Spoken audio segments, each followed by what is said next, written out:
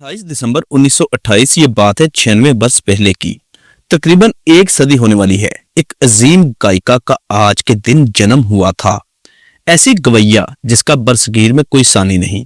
दिल्ली शहर में पैदा होने वाली इकबाल बानो।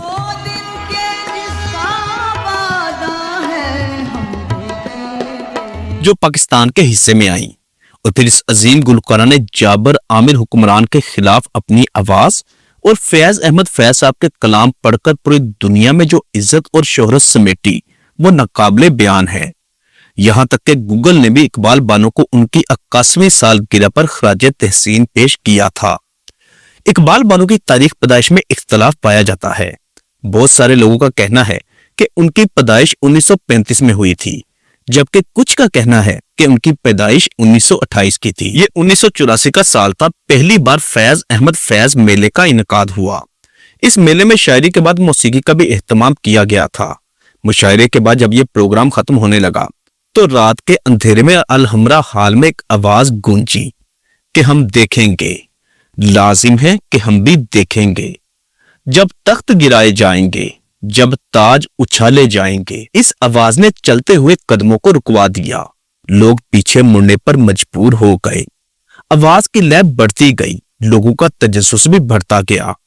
ये आवाज थी इकबाल बानो की, जिसके गाए गीत और गजलें दुनियाए मौसीकी में एक अलग शान के साथ अपनी पहचान रखते हैं। इकबाल बानो ने अपने करियर का आगाज all India radio station Lahore से किया। दिल्ली से तालीम हासिल की थी, लेकिन यह खानदान पाकिस्तान बनने से पहले हिजरत करके मुल्तान में आकर बस गया था। इकबाल बानो बहुत छोटी थी कि पड़ोस में एक तान की जानब मुतवज्जे हुई और उसकी जानब चल पड़ी। वो उस आवाज के साथ अपनी आवाज को मिलाने लगी।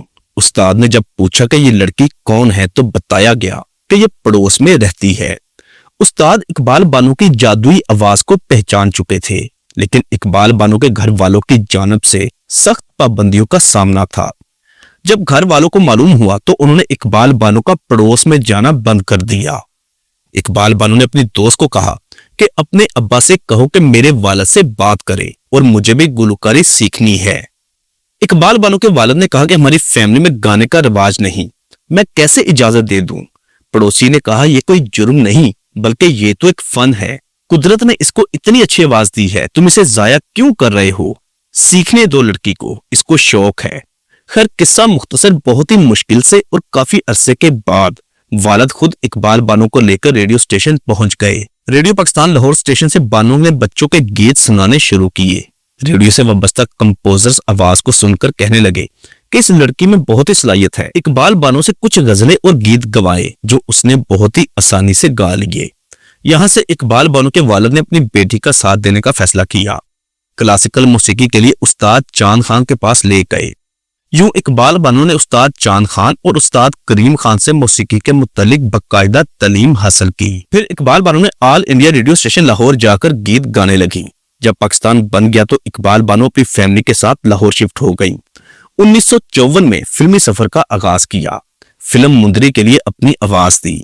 यहां से फिल्मी करियर का आगाज हुआ। बेशुमार फिल्मों में बतौर प्लेबैक सिंगिंग की।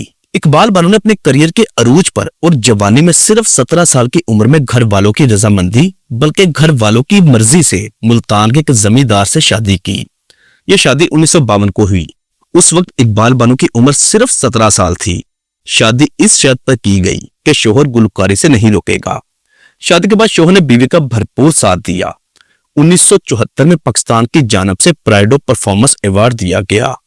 1980 का साल बहुत ही भारी और गमज़दा साबित हुआ, क्योंकि शरीक हयात जिसने हर मोड़ पर इकबाल बानो का साथ दिया था वो हमेशा के लिए चला गया और यूं वो अकेली होकर रह गई। और यहां से दूसरे दौर का भी आगाज हो गया था। यह दौर था ज़ियाउल हक की आमरीत का दौर।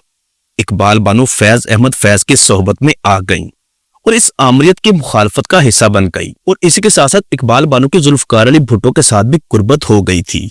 और जब इकबाल बानो ने फैज अहमद फैज का ये कलाम गाया कि हम देखेंगे, लाजिम है कि हम भी देखेंगे, जब तख्त गिराए जाएंगे, जब ताज उछाले जाएंगे, इस गजल ने इकबाल बानो को बरसगीर समेत पूरी दुनिया में मकबूल कर दिया। آل انڈیا ریڈیو اسٹیشن لاہور سے اپنا سفر شروع کرنے والی اقبال بانو کو اسی غزل نے ہمیشہ کے لیے امر کیا۔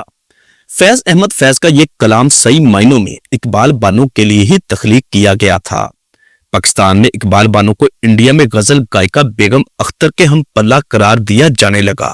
اقبال بانو کی آواز پر مر مٹنے والے پاکستان اور پاکستان سے باہر بھی موجود تھے، کیونکہ یہ آواز ضیاء الحق کی آمریت کے خلاف ایک مستند آواز بن چکی تھی، اور یوں ضیاء الحق کی آمریت اپنے انجام کو پہنچی۔ کچھ عرصہ غزلوں کا سلسلہ جاری رکھا، پھر اقبال بانو نے بھی گوشہ نشینی اختیار کر لی۔ اپنی زندگی کے آخری وقت میں خود کو ٹی وی اور میڈیا سے دور رکھا۔ ان کے 2 بیٹے اور ایک بیٹی، بیٹوں کا نام ہمایوں اور افضل جبکہ بیٹی کا نام ملیحہ، ضعیف العمر کی وجہ سے خود کو بہت ہی محدود رکھا۔ پھر وہ دن بھی آ گیا جو ہر انسان کی زندگی میں لازم آتا ہے۔ موت کا فرشتہ 21 اپریل 2009 کو غزل کی اس ملکہ کو ہم سے چھین کر ہمیشہ کی نا ختم ہونے والی زندگی کی جانب لے گیا۔ بوقت موت اتفاق ہاسپٹل لاہور میں زیر علاج تھیں۔ سوگواران میں بیٹے اور ایک بیٹی چھوڑ کر گئی۔ لاہور گارڈن ٹاؤن قبرستان میں سپرد خاک کر دیا گیا۔ گوگل نے اقبال بانو کی 81ویں سالگرہ پر ان کو خراج تحسین پیش کیا تھا۔